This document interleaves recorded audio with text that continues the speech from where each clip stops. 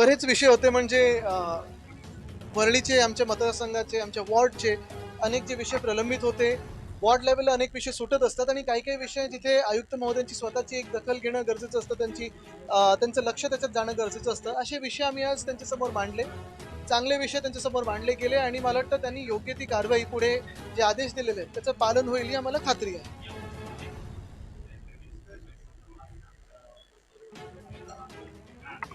कालच मी कोस्टल रोडच्या होर्डिंगबद्दल लिहिलेलं आहे आणि हेच सांगितलेलं आहे की कोस्टल रोडवर जेव्हा आम्ही कोस्टल रोडचं स्वप्न बघितलं आणि पूर्ण काम करायचं सुरू केलं, तेव्हा कुठेही होर्डिंग एक सुद्धा येणार नव्हतं. हे जे होर्डिंग जे आमच्या कानावर आले प्रस्तावित आहे, ते साधारणपणे अमरसन्स गार्डन आणि हाजी अलीचा जो इंटरसेक्शन आहे तिथे असणार आहे. त्याला आम्ही विरोध दर्शवलेला आणि आम्ही सांगितले की स्थानिक लोकप्रतिनिधी एका ठिकाणी भाजपचे आहेत, एका ठिकाणी मी आहे, मग आमचे खासदार आहेत अरविंद सावंत साहेब. आम्हाला विचारण्यात यावं, तिकडचे स्थानिक जे ALMs आहेत, रहिवासी आहेत, त्यांना विचारण्यात यावं आणि असं कुठचंही कॉन्ट्रॅक्टर माझा लाडका असा प्रस्ताव येऊ नाही. दुसऱ्या गोष्टी म्हणजे जे इतर आमच्या वल्लीतले विषय होते, मग एक स्मशानभूमीचा विषय आहे, डिलाय रोडचा विषय जो आम्ही अनेक दिवस घेत आहोत, ते आता टेंडर प्रोसेसला आलेलं आहे, जॉईंट CPंकडे ते काम गेलेलं आहे. हे काही काही विषय जे होते ते आम्ही मांडलेले आहेत आणि आयुक्त महोदयांनी आम्हाला आश्वासित केलंय की साधारणपणे त्या विषयावर योग्य तो निर्णय मिळेल. एक महत्त्वाचं आहे, मी त्यांना विनंती केलेली आहे की आता गणपती बाप्पाचं आगमन होणार आहे आणि आपण पाहतोय की मागच्या वर्षीपासून रस्त्याचा जो घोटाळा झाला त्याचमुळे कुठेही मुंबईत रस्ते चांगले दिसत नाहीत. एक सुद्धा असा रस्ता दिसत नाही जिथे खड्डे नाही आहेत. खोदकाम सुरू आहे, खड्डे चालू आहेत, काही ना काहीतरी काम चालू आहे. तर मेट्रोला आदेश देऊन मेट्रोचे जे बॅरिकेड्स आहेत ते नीट करावेत. जिथे खड्डे आहेत ते लगेच बुजवून गणपती बाप्पाचा जो मार्ग असेल आगमनाचा आणि विसर्जनाचा तो नीट करावा. विसर्जनासाठी जे आर्टिफिशियल पॉन्ड गरजेचे आहेत ते नीट, आर्टिफिशियल तलाव जे कृत्रिम तलाव असतात ते प्रत्येक वॉर्डात कमीत कमी 2 असावेत. या काही गोष्टींवर देखील आम्ही चर्चा केली आणि सगळ्यात महत्त्वाचं म्हणजे BST.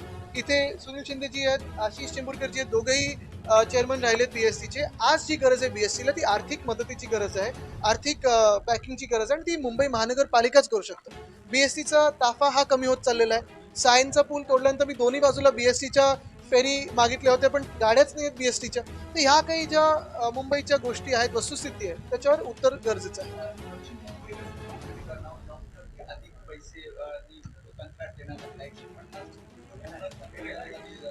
ते जे आहेत ते कंत्राटदार ब्लॅकलिस्टेड आहेत की नाही ह्याचं स्पष्टीकरण मुंबई महानगरपालिकेने द्यावं. दुसरं म्हणजे हे 9% कॉन्ट्रॅक्ट जास्ती का दिलेलं आहे हे सांगावं. तिसरी गोष्ट म्हणजे ते कॉन्ट्रॅक्ट रद्द व्हावं आणि पूर्ण कॉन्ट्रॅक्ट रद्द व्हावं. सिलेक्टिव्ह कॉन्ट्रॅक्ट नाही तर हे पूर्ण जे टेंडर आहे ते रद्द व्हावं. मुख्य गोष्ट हीच आहे की 2 महिन्यात आमचं सरकार आल्यानंतर ह्याच्यात सखोल चौकशी केली जाईल. कोणी कोणी कॉन्ट्रॅक्ट दिलेले आहेत त्याच्यावर आम्ही कारवाई करू. पण भाजप जे करत आहे, आम्ही बोलल्यानंतर भाजप काहीतरी पत्र लिहितं, हे नाटक बंद करा. भाजपला मी सांगतो आणि ह्या मिंदे सरकारमधून पाठिंबा हिंमत असेल आणि खरं तुम्ही बोलत असाल तर काढून घ्या. Between 2019 to 2021, 1 lakh people have been missing from the state of Maharashtra. How do you take this? Also, there is a PIL in Mumbai regarding I think let the High Court give some answer on it because the High Court will of course hear the matter. What is very important is these figures are very alarming, and after that also how many people.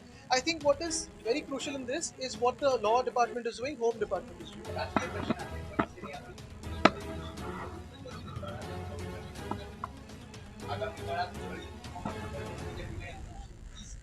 नाही नाही काय नाही की 5 वर्षानंतर पक्ष उठलेला आहे परत झोपून आणि निवडणुकीच्या काळात जागे होतात, दौरे चालतात, महाराष्ट्र पिंजून काढणार किंवा असं तसं. सुपारी पक्ष ते त्यांचं काम करतील, आम्ही आमच्या जनतेचं सेवेचं काम करतो. 5 वर्षात कोविडचा काळ असताना किंवा इतर काही मुंबईत चांगलं वाईट घडत असताना हा पक्ष दिसला तरी होता का, म्हणून आम्ही ह्यांच्याकडे जास्ती लक्ष देत नाही. सुपारी पक्ष तिथेच राहील.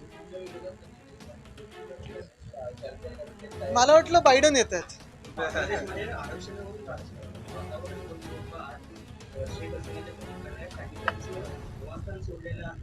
मला वाटतं त्याच्यावर लक्ष ठेवणं गरजेचं आहे. नुसतं स्थानिक विषय नाही तर आपल्यावर त्याचा काही परिणाम होऊ शकतो का, आपल्या देशावर काही परिणाम होऊ शकतो का. बांगलादेश तसं पाहिलं गेलं तर आपल्या एक बाजूचा शेजारचा देश आहे, इमर्जिंग इकॉनॉमी होती आणि नुसतं डोमेस्टिक नाही तर एक्सटर्नल अफेअर्समध्ये आपल्याला कुठे काही होऊ शकतं का हे तिकडे आपले परराष्ट्र मंत्री आपल्याला सांगतीलच. I think Bangladesh has been our neighbor. We've seen very good bonhomie between our prime minister and her. what is very important is not just to look at it as a domestic issue, but what impact and implication it will have on us, because it has been an emerging economy. It was stable till now. What will this instability bring to us is also something we need to realize and understand. And I believe the External Affairs Minister will be duty bound to answer the Parliament and the country.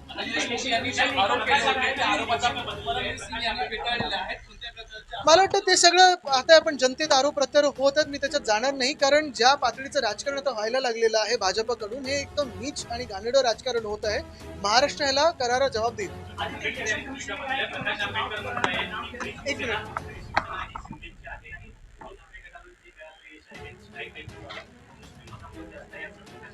का मी त्यांच्यावर काही बोलणार नाही. मला वाटतं जनतेने जे उत्तर द्यायचं होतं ते दिलेलं आहे. आपण लोकसभेत आम्ही डॉक्टर बाबासाहेब आंबेडकर यांचे संविधान दिलेलं आहे, त्यासाठी लढत आहोत. आणि जर तुम्ही मला विचारलं ही लढाई अजून सुरू आहे का, तर ही लढाई सुरुवात तशी पाहायला गेली तर महाराष्ट्रातूनच झाली. जी वज्रमूठ होती संविधान रक्षणाची सभा ज्या होत्या महाविकास आघाडीने सुरू केल्या होत्या 2022 साली, जेव्हा आमचं सरकार पाडलं गेलं गद्दारींनी, आणि जेव्हा गद्दारींनी पाडलं गेलं त्याच गद्दारांनी संविधानाला बाजूला ठेवून डॉक्टर बाबासाहेब आंबेडकरांचा अपमान करून, महामानव डॉक्टर बाबासाहेब आंबेडकरांचा अपमान करून त्यांचं सरकार बसवलेलं आहे. आमची लढाई ही डॉक्टर बाबासाहेब आंबेडकरांच्या संविधानासाठी आहे. मला वाटतं आता अनेक गोष्टी, म्हणजे मध्ये मी ऐकलं की 25 सीट आम्ही मुंबईतून लढणार वगैरे. मला वाटतं यादी पूर्ण येऊ द्या, आपल्याला कळेल, मला पण कळेल. अरे इथून प्रश्नच नाहीये. अरे आपण माहित नाही मला.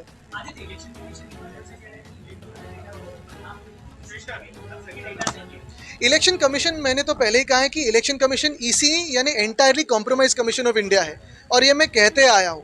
हमारे जो केस में उन्होंने जो निर्णय दिया वो होगा, या फिर अगर आप देखें तो लोकसभा चुनाव में भी उनका जो बर्ताव था, हम कुछ बोले तो कुछ गलत करे, भाजप कुछ बोले तो सही करे.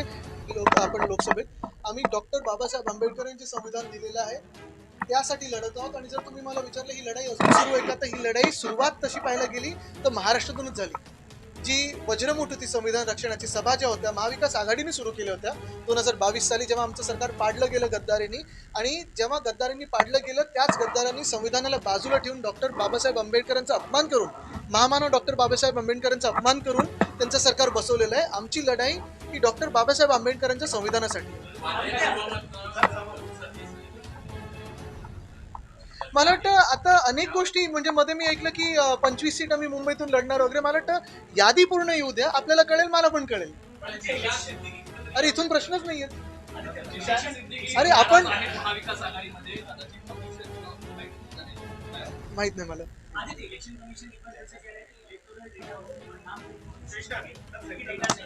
इलेक्शन कमीशन, मैंने तो पहले ही कहा है कि इलेक्शन कमीशन ईसी यानी entirely compromise commission of India है, और ये मैं कहते आया हूँ. हमारे जो केस में उन्होंने जो निर्णय दिया वो होगा, या फिर अगर आप देखें तो लोकसभा चुनाव में भी उनका जो बर्ताव था, हम कुछ बोले तो कुछ गलत करे, भाजप कुछ बोले तो सही करे. मैंने ही नहीं, बहुत सारे नेताओं ने ये शंका जताई है कि शायद इलेक्शन कमीशन का सही ऑफिस, असली ऑफिस भाजप कार्यालय से हो, तो लग भी सकते हैं वैसे. अमित शाह कह रहे हैं कि